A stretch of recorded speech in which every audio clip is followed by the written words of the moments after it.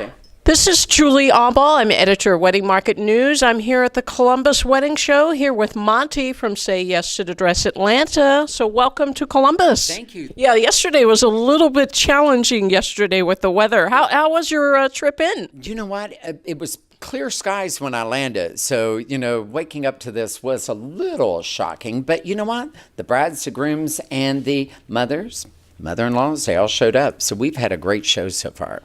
Yeah. So what's some of the tips that you have given some of the brides, before the runway show? Right. Well, we always talk, and it usually goes to about the dress. I mean, the most of the questions go to the dress. And that is still on trend. Sweetheart necklines, coverage is big, natural waist, soft skirting, buttons and bows. And my biggest advice to a bride that hasn't try on everything. You go, you make an appointment to try on wedding dresses, try them on.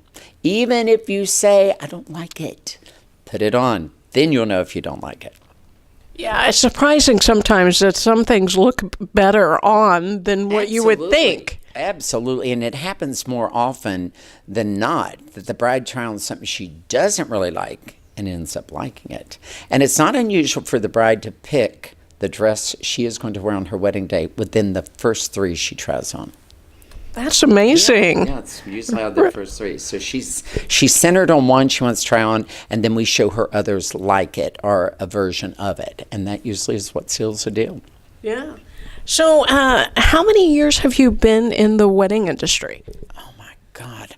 Honey, I'm like an oak tree. You can cut and start counting the rings. 34? Okay. Yeah. I'm 30, so I guess yeah, we're right. So we're in good. I'm in good company. Yeah. Yeah. So in those 30 years, what would you say would be the best advice? Things that maybe, experienced in those years that you would want to convey? I think the most important thing, when we're planning any event, but especially a wedding, you're mixing 2 families are coming together. You've got different ideas. Sometimes there's different faith or different, values. So you're trying to blend all that. So I think the important thing I try to share always is remember what the day's about. It's a wedding. Remember you're going to stand up in front of God, your family, your friends, and say, I love you. I want to spend the rest of my life with you. That is an amazing thing to say to somebody that, I want to be with you for the rest of my life. So I think we need to center on that just a little bit more. But of course, saying yes to the dress is just as important. Yeah. Mm-hmm. Now, as far as, Wedding Market is always working with wedding pros and doing better business, better marketing, better education. Absolutely. What would you say as far as wedding pros? What could they do better? For the industry. Right. I think what we have now evolved into this social media, and there's Pinterest and there's all these web pages, and you can pretty much shop in Milan or Paris at any time of the day, at midnight, 1 o'clock in the afternoon. And I think we forget the importance of a phone call. I think as wedding professional, we forget the importance of a shake of a hand and how important a business card is. Yes, you want a beautiful website. Yes, you want to connect through that. But let's not forget to pick up that phone and say, thank you for visiting our website. Is there anything else I may do for you? Or is there something? And always be available, because that's what they're expecting on the web. Mm-hmm. Yeah, I have to say in the last 3 to 5 years, it's a lot of change in the industry. Right. Yeah.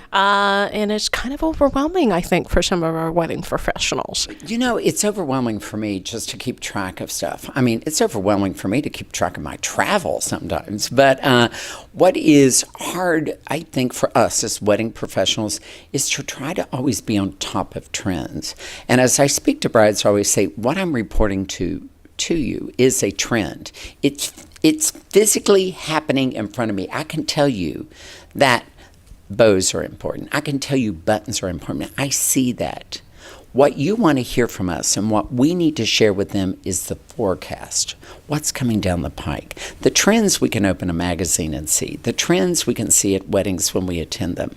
Let's try to do better about forecasting and showing new ways, new ideas, and maybe stop rehashing what we've done in the past. Let's look to the future and really make that bright and exciting for these future brides. Mm-hmm. So how did you get into the bridal industry? How did that kind of happen? I fell into it. You fell into it. Well, I think, yeah. Yeah, right. Bam, right? Yeah. I dropped the mic on this one. No. I was a hairstylist. That's okay. I went to London, UK, finished my degree. So that's why I'm all things, London. I love the royals. So, anyway, I was working at the salon, and then the bridal shop next door was having a wedding show, and the hairstylist called out. And she came over, and I did the manager's hair, and she goes, "Monty, I need you to just kind of come over here." Well, it's hard to get anybody to step away from their chair or their appointments. I happen to be open. I'm a manager. I went over, and I started doing hair and talking to brides. The next thing I know, I was booked.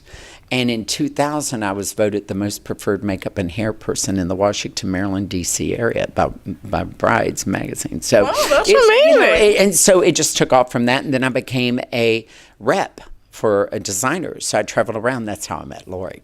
Oh, okay. So we've known each other 17 years now. Oh, wow. Yeah.